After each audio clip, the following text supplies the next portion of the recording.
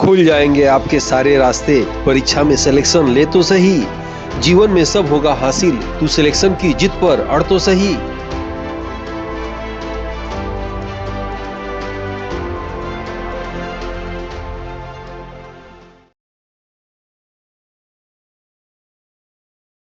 Aditya classes exam गुरु channel में आप सबका स्वागत है। आज हम लोग का चैप्टर मानव और पर्यावरण से रहेगा, जिसके अंतर्गत हम लोग आपको बताया गया था। ये क्लास समाप्त हो चुकी है। आज हम लोग मानव और पर्यावरण का अंतर संबंध जो है, इंटरेक्शन, ये हम लोग पढ़ने जा रहे हैं। इस चैप्टर से प्रश्न कैसे कैसे आते हैं, तो सॉल्वर को गहराई से देखने के बाद और आपके एग्जाम के लेवल के जो है सॉल्वर को देखने के बाद जो जानकारी हुई, प्रश्नों को मैं आपको बता रहा हूँ, ध्यान से सुनिए। फिर इस क्लास को हम लोग शुरू करते हैं। आप जानते होंगे, सबसे पहले चीज आप याद रखिएगा कि पूछ सकता है कि 2023 में पर्यावरण दिवस 5 जून पर थीम क्या था। तो सोल्यूशन टू प्लास्टिक पोल्यूशन, याद रखिएगा, ये थीम था। तो अब पूछ सकता है कि उत्पादक क्या होते हैं। तो उत्पादक स्वपोषी होते हैं। स्वपोषी कौन होते हैं? स्वपोषी वे होते हैं जो अपना भोजन स्वयं बनाते हैं प्रकाश संश्लेषण की उपस्थिति में। उसके बाद पूछ सकता है उपभोक्ता क्या होते हैं। तो उपभोक्ता परपोषी होते हैं। परपोषी किसे कहते हैं? तो वे जो अपने भोजन के लिए दूसरे पर निर्भर होते हैं, उसे परपोषी कहा जाता है। याद रखिएगा। सर्वाहारी किसे कहते हैं? जो मांसाहारी और शाकाहारी होते हैं, उन्हें सर्वाहारी कहा जाता है। प्रीडेटर्स किसे कहा जाता है? वे जीव जंतु जो किसी अन्य जीव जंतु पर निर्भर होते हैं, उन्हें प्रीडेटर्स कहा जाता है। जैसे किलनी, जू, खटमल इत्यादि, इन्हें प्रीडेटर्स का नाम से जाना जाता है। अपघटकर्ता किसे कहा जाता है? डिकम्पोजर किसे कहा जाता है? जो मृतजीवों पर निर्भर होते हैं, सड़े गले जीवाश्मों पर निर्भर होते हैं, जैसे बैक्टीरिया, कवक, फंगस, ये क्या होते हैं? इन्हें जो है मृतजीवी कहा जाता है। ये इन्हें समाज का या पर्यावरण का सफाई कर्मी या मेहतर के नाम से भी जाना जाता है। 1900 प्रश्न ये आता है, लिदमान का नियम, रेमंड लिदमन, या कहीं की किताबों में लिंडमान का नियम दिया रहता है। लिडमान का 10% नियम कब इन्होंने दिया था? 1942 में दिया था। तो क्या होता है? प्रश्न ये आता है कि लिडमान के नियम के अंतर्गत कितने प्रतिशत लाभ होता है? 10% लाभ होता है। कितने प्रतिशत हानि होती है? तो 90% हानि होती है। याद रखिएगा, लिडमान का नियम अक्सर एग्जाम में पूछा जाता है। वो क्या होता है? जैसे आप जानते होंगे, पेड़ पौधों को टिड्डा ने खाया, टिड्डा को मेढक ने खाया, मेढक को सांप ने खाया, सांप को अन्य जीवों ने खाया। तो इसमें ऊर्जा का ट्रांसफर हो रहा है। जो पेड़ पौधे को, यानी 100% जो ऊर्जा पौधों में थी, उसको टिड्डा जब खाया तो खाने के दौरान उसे मात्र 10% का ही लाभ हुआ, 90% ह्रास हुआ। टिड्डा को जब मेढक खाया, इस दौरान भी का जो 10% ऊर्जा है, उसका 90% ह्रास हुआ और 10% ही मेढक ने प्राप्त किया। इसी को लिडमान का नियम के नाम से जाना जाता है। याद रखिएगा, अक्सर एग्जाम में पूछा जाता है। तो प्रश्न आता है, इकोटोन क्या होता है? तो पारिस्थितिकी तंत्र में जहां सीमा निर्धारित न हो, उसे इकोटोन के नाम से जाना जाता है। जैसे झील को जो है इकोटोन के नाम से जाना जाता है। एक और प्रश्न आता है कि पिरामिड अक्सर पूछा जाता है आपके एग्जाम में कि वृक्ष का या पेड़ का पिरामिड कैसा होता है? उल्टा होता है। पूछेगा, वृक्ष का पिरामिड, समुद्र का पिरामिड, नदी का पिरामिड, तालाब का पिरामिड, झील का पिरामिड कैसा होता है? तो उल्टा होता है, हमेशा याद रखिएगा। फिर आपके एग्जाम में पूछेगा, घास का पिरामिड, फसल का पिरामिड, जंगल का पिरामिड कैसा होता है? सीधा होता है। एकदम बिल्कुल इसको याद रखिएगा, ऐसे एग्जाम में पूछा जाता है। अक्सर आपके एग्जाम में यह भी प्रश्न आता है कि मूल अधिकार भाग 3 में है, तो मूल अधिकार में क्या नहीं है? तो याद रखिएगा, मूल अधिकार में शुद्ध पर्यावरण, शुद्ध पीने का पानी, शुद्ध जीवन का वर्णन नहीं है। भारतीय संविधान में 48 क में क्या है? 48 क में क्या है? तो पर्यावरण एवं वन जीव का संरक्षण अनुच्छेद 48 क में है।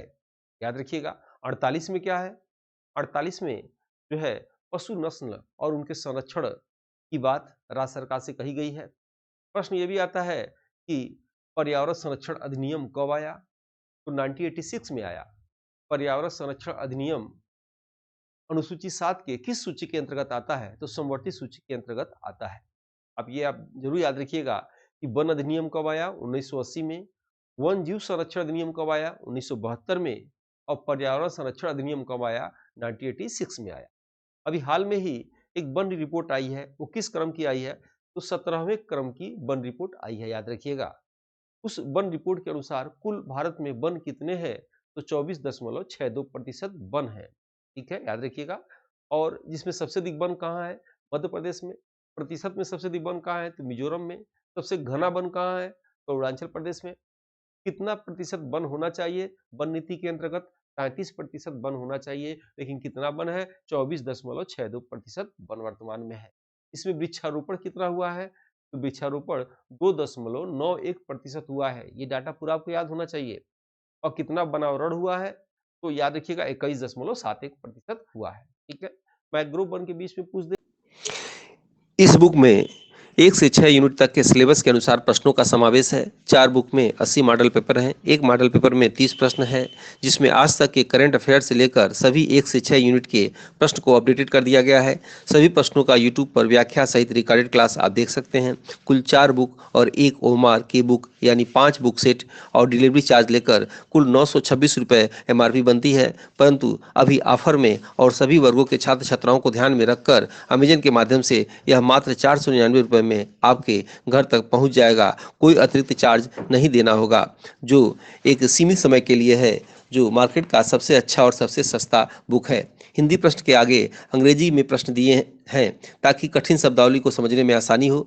पुस्तक बाइलिंगुअल है। चारों बुक में असिस्टेंट प्रोफेसर के एग्जाम की दृष्टि से चुनिंदा प्रश्नों को ही समावेश किया गया है। बुक में अपने 12 वर्षों के प्रतियोगी परीक्षा पढ़ाने के अनुभव के आधार पर प्रश्न के साथ ऑप्शन का भी डिटेल व्याख्या यूट्यूब चैनल पर आपको मिल जाएगा।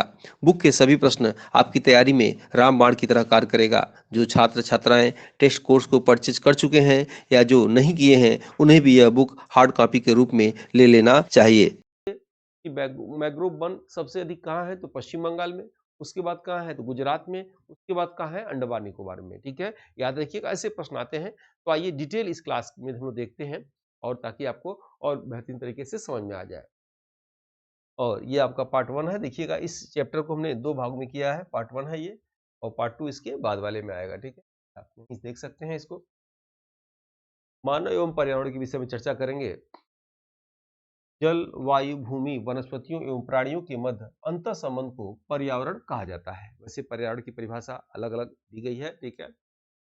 जैविक यानी जो शोषण करते हैं उन्हें जैविक कहा जाता है। अजैविक घटक जो शोषण नहीं करते हैं। से निर्मित एक ऐसी संरचना जो हमें चारों ओर से घेरे हुए हो, उसे पर्यावरण कहा जाता है। पर्यावरण के 2 घटक मुख्य रूप से होते हैं। पहला जैविक घटक जो श्वसन प्रक्रिया करते हैं या सजीव।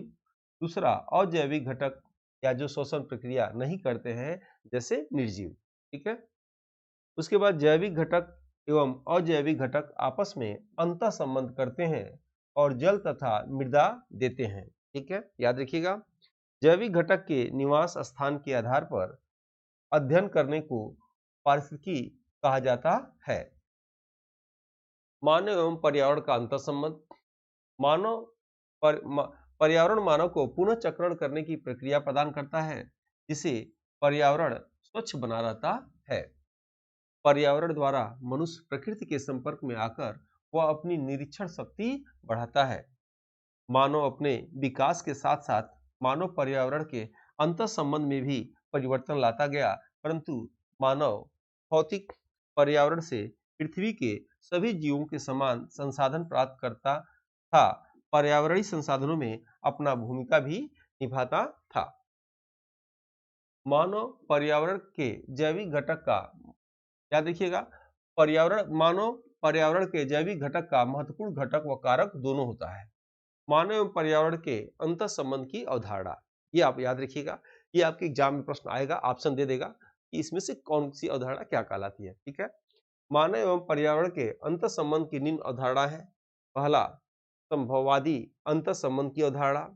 दूसरा निश्चयवादी अंतर संबंध की अवधारणा। और तीसरा नवनियतवादी अंतर संबंध की अवधारणा, ठीक है। बस आप ये याद रखिएगा कि इस अवधारणा को जो है किसने दिया था और क्या है। आप एग्जाम में जो प्रश्न आएंगे आप हल कर जाएंगे। तो क्रम से देखा जाए तीनों को, पहला, पहले, दूसरा, तीसरा, ठीक है। तो सबसे पहले हम पहला को देखते हैं। संभववादी अंतर संबंध की अवधारणा किसे कहा जाता है, तो आप देखेंगे। इस अवधारणा के समर्थन में मुख्य रूप से नाम ला ब्लास याद रखिएगा और जीन ब्रूस का नाम आता है। इस अवधारणा में मानव को पर्यावरण का एक्टिव एलिमेंट कहा गया है क्योंकि मानव द्वारा पर्यावरण में सभी तरह के परिवर्तन किया जा सकता है। ये नाम याद रखेंगे, लाब्लास और जीन ब्रूस का नाम। क्या नेक्स्ट, निश्चयवादी अंतःसंबंध की अवधारणा। इस अवधारणा के समर्थन में मुख्य रूप से रैटजेल, रिटर और हम्बोल्ट का नाम आता है। इस अवधारणा में मानव को पर्यावरण का एक प्रमुख हिस्सा माना गया है। रैटजेल, रिटल तथा हम्बोल्ट के सिद्धांत में सारांश रूप से यही कहा गया है कि प्रकृति के हाथों मानव नाचता रहता है। इस पृथ्वी पर प्रकृति की सर्वशक्तिमान सत्ता है। मानव यदि प्रकृति के साथ छेड़छाड़ करता है तो प्रकृति इसका जवाब भी देती है। ठीक है, याद रखिएगा।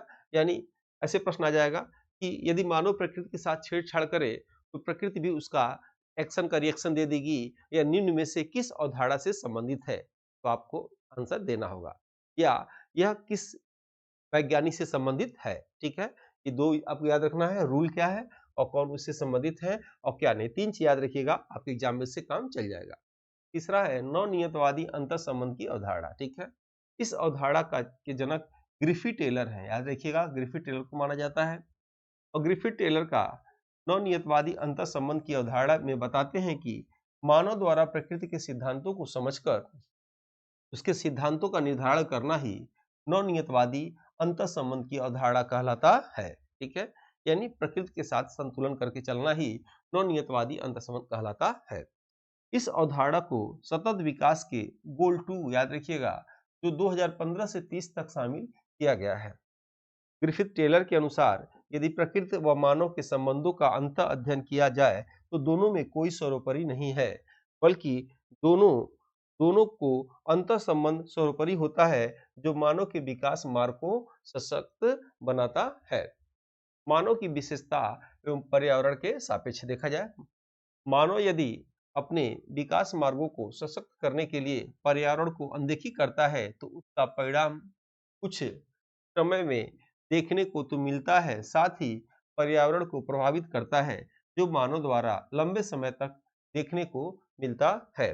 जैसे यदि निर्माण एवं उत्खनन में अधिकता करे और भूमि के उपयोग में जैविक खाद की जगह रासायनिक खाद का प्रयोग करे, नाभिकीय कार्यक्रम को बढ़ावा दे, पेड़ पौधों को अधिक काटे, वृक्षारोपण कम करे, अपने उपयोग हेतु पेट्रोल डीजल वाहनों में वृद्धि करे, आदि का प्रभाव से वर्तमान मानव अवगत हो चुका है। इसीलिए मानव अब पर्यावरण में भविष्य का ईंधन का प्रयोग किया जाता है। भविष्य का ईंधन किसे कहते हैं? हाइड्रोजन को कहा जाता है। ठीक है, बैटरी चालित गाड़ियों को जो है बढ़ावा दिया जा रहा है ताकि पर्यावरण का साथ मिले। ठीक है, नेक्स्ट देखेंगे हम लोग पर्यावरण की विशेषता मानव की सापेक्ष। पर्यावरण का प्रभाव प्रत्यक्ष रूप से मानव के जीवन, रंग रूप तथा चेहरे पर पड़ता है। पर्यावरण मानव को जीवन यापन की सशक्त सुविधाएं देती है यदि पर्यावरण के साथ छेड़छाड़ न किया जाए। ग्रामीण एवं नगरीय जनसंख्या का प्रत्यक्ष अप्रत्यक्ष रूप से पर्यावरण पर प्रभाव पड़ता है। अब हम लोग पढ़ेंगे पारिस्थितिकी तंत्र। ठीक है, पारिस्थितिकी विज्ञान की वह शाखा जिसमें जीव पर वातावरण के प्रभाव और उसके संबंधों का अध्ययन किया जाता है। पारिस्थितिकी शब्द की खोज 1866 में अर्नेस्ट हैकेल ने किया था। यहाँ तीनों चीज ध्यान से देखिएगा, एग्जाम में आता है तीनों को। इस बुक में 1 से 6 यूनिट तक के सिलेबस के अनुसार प्रश्नों का समावेश है। 4 बुक में 80 मॉडल पेपर हैं। एक मॉडल पेपर में 30 प्रश्न है, जिसमें आज तक के करंट अफेयर से लेकर सभी 1 से 6 यूनिट के प्रश्न को अपडेटेड कर दिया गया है। सभी प्रश्नों का यूट्यूब पर व्याख्या सहित रिकॉर्डेड क्लास आप देख सकते हैं। कुल 4 बुक और 1 ओमार की बुक यानी 5 बुक सेट और डिलीवरी चार्ज लेकर कुल 926 रुपये MRP बनती है, परंतु अभी ऑफर में और सभी वर्गों के छात्र छात्राओं को ध्यान में रखकर अमेजन के माध्यम से यह मात्र 499 रुपये में आपके घर तक पहुंच जाएगा। कोई अतिरिक्त चार्ज नहीं देना होगा, जो एक सीमित समय के लिए है, जो मार्केट का सबसे अच्छा और सबसे सस्ता बुक है। हिंदी प्रश्न के आगे अंग्रेजी में प्रश्न दिए हैं ताकि कठिन शब्दावली को समझने में आसानी हो। पुस्तक बाइलिंगुअल है। चारों बुक में असिस्टेंट प्रोफेसर के एग्जाम की दृष्टि से चुनिंदा प्रश्नों को ही समावेश किया गया है। बुक में अपने 12 वर्षों के प्रतियोगी परीक्षा पढ़ाने के अनुभव के आधार पर प्रश्न के साथ ऑप्शन का भी डिटेल व्याख्या यूट्यूब चैनल पर आपको मिल जाएगा। बुक के सभी प्रश्न आपकी तैयारी में रामबाण की तरह कार्य करेगा। जो छात्र छात्राएं टेस्ट कोर्स को परचेज कर चुके हैं या जो नहीं किए हैं, उन्हें भी यह बुक हार्ड कॉपी के रूप में ले लेना चाहिए। वो यहाँ इंपॉर्टेंट पॉइंट करते रहे। लेकिन पारिस्थितिकी तंत्र के जनक एजी टांसले को कहा जाता है। भारत में पारिस्थितिकी के पिता डॉक्टर रामदेव मिश्र को कहा जाता है। पारिस्थितिकी को एनवायरमेंटल बायोलॉजी के नाम से भी जाना जाता है। यह तंत्र दो प्रकार का होता है, प्रथम बंद और दूसरा जो है मुक्त। याद रखिएगा, जो है बंद मुक्त किसे कहेंगे? जिसमें ऊर्जा तथा पदार्थ का आदान प्रदान नहीं होता है, उसे बंद पारिस्थितिकी तंत्र के नाम से जाना जाता है। और जिसमें ऊर्जा तथा पदार्थ का मंडल में आदान प्रदान होता है, उसे मुक्त पारिस्थितिकी तंत्र के नाम से जाना जाता है। ठीक है। पारिस्थितिकी तंत्र के जैविक घटक के अंतर्गत उत्पादक, उपभोक्ता, अवघटक आते हैं। बताए थे आपको, उत्पादक कौन होते हैं? स्वपोषी होते हैं। उपभोक्ता कौन होते हैं? परपोषी होते हैं। और अवघटक कौन होते हैं? जो मृतुपजीवी होते हैं। ठीक है। उसके बाद देखेंगे आप, पारिस्थितिकी तंत्र के अजैविक घटक के अंतर्गत जलमंडल 71%, याद रखिएगा, स्थल मंडल 29% तथा वायुमंडल आते हैं। ठीक है। अब हम लोग चर्चा करेंगे उत्पादक का, जो अक्सर एग्जाम में आता है। एक एक हेडिंग को देखा जाए क्या होता है। उत्पादक स्वपोषी होते हैं, याद रखिएगा, अर्थात अपना भोजन प्रकाश संश्लेषण की क्रिया द्वारा स्वयं बनाते हैं। उत्पादक अपना भोजन बनाते या प्रकाश संश्लेषण क्रिया के दौरान दो महत्वपूर्ण कार्य करते हैं। पहला, सौर ऊर्जा का रासायनिक ऊर्जा में परिवर्तन करते हैं। दूसरा, अकार्बनिक यौगिक का कार्बनिक यौगिक में परिवर्तन करते हैं। ठीक है, आपको दिखाई दे रहा होगा। यहाँ देखते हैं, उपभोक्ता भोजन के लिए दूसरों पर निर्भर होते हैं, इसलिए इन्हें परपोषी के नाम से जाना जाता है। उपभोक्ता की भोजन आवश्यकता पूर्ति उत्पादक पर निर्भर होने के आधार पर इन्हें निम्नलिखित भागों में बांटा गया है। पहला, शाकाहारी प्राथमिक उपभोक्ता, जैसे गाय, बकरी, हिरण, टिड्डा, खरगोश, छोटी मछली आदि। मांसाहारी ऐसे जीव जंतु जो किसी दूसरे जीव जंतु पर निर्भर रहते हैं। मांसाहारी दो प्रकार के होते हैं। पहला देखेंगे सॉरी, द्वितीयक मांसाहारी उपभोक्ता।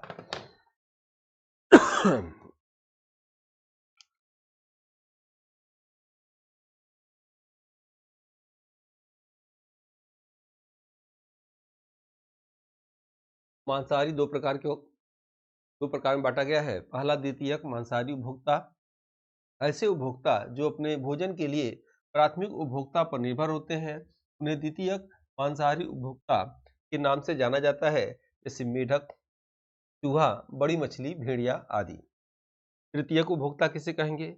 ऐसे उपभोक्ता जो अपने भोजन के लिए द्वितीयक उपभोक्ता पर निर्भर रहते हैं, उन्हें तृतीयक उपभोक्ता के नाम से जाना जाता है। जैसे यहाँ हम एक चित्र बना दें आपको समझने के लिए। टिड्डा आप जानते होंगे, टिड्डा याद रखिएगा। उसके बाद टिड्डा, इसके बाद मेढक, फिर आप देखेंगे आप सांप। ठीक है। अब यहाँ टिड्डा क्या खाएगा? तो यहाँ बनाते हैं पौधा। ठीक है, पौधे कौन खाया? टिड्डा, टिड्डा को मेढक, मेढक को सांप, और सांप को अन्य जंतु खा गए। ये उत्पादक हो गया, और ये क्या हो गया? उपभोक्ता हो गए। ये प्रथम श्रेणी, ये द्वितीय श्रेणी, और ये तृतीय श्रेणी। ठीक है। नेक्स्ट आएंगे हम लोग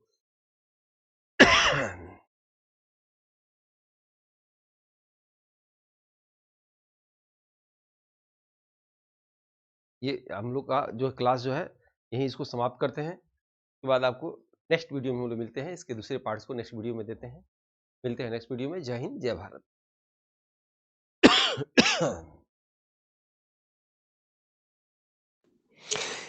इस बुक में 1 से 6 यूनिट तक के सिलेबस के अनुसार प्रश्नों का समावेश है। 4 बुक में 80 मॉडल पेपर हैं। एक मॉडल पेपर में 30 प्रश्न है, जिसमें आज तक के करंट अफेयर से लेकर सभी 1 से 6 यूनिट के प्रश्न को अपडेटेड कर दिया गया है। सभी प्रश्नों का यूट्यूब पर व्याख्या सहित रिकॉर्डेड क्लास आप देख सकते हैं। कुल 4 बुक और 1 ओमार की बुक यानी 5 बुक सेट और डिलीवरी चार्ज लेकर कुल 926 रुपये MRP बनती है। परंतु अभी ऑफर में और सभी वर्गों के छात्र छात्राओं को ध्यान में रखकर अमेजन के माध्यम से यह मात्र 499 रुपये में आपके घर तक पहुंच जाएगा। कोई अतिरिक्त चार्ज नहीं देना होगा, जो एक सीमित समय के लिए है, जो मार्केट का सबसे अच्छा और सबसे सस्ता बुक है। हिंदी प्रश्न के आगे अंग्रेजी में प्रश्न दिए हैं ताकि कठिन शब्दावली को समझने में आसानी हो। पुस्तक बाइलिंगुअल है। चारों बुक में असिस्टेंट प्रोफेसर के एग्जाम की दृष्टि से चुनिंदा प्रश्नों को ही समावेश किया गया है। बुक में अपने 12 वर्षों के प्रतियोगी परीक्षा पढ़ाने के अनुभव के आधार पर प्रश्न के साथ ऑप्शन का भी डिटेल व्याख्या यूट्यूब चैनल पर आपको मिल जाएगा। बुक के सभी प्रश्न आपकी तैयारी में रामबाण की तरह कार्य करेगा। जो छात्र छात्राएं टेस्ट कोर्स को परचेज कर चुके हैं या जो नहीं किए हैं, उन्हें भी यह बुक हार्ड कॉपी के रूप में ले लेना चाहिए।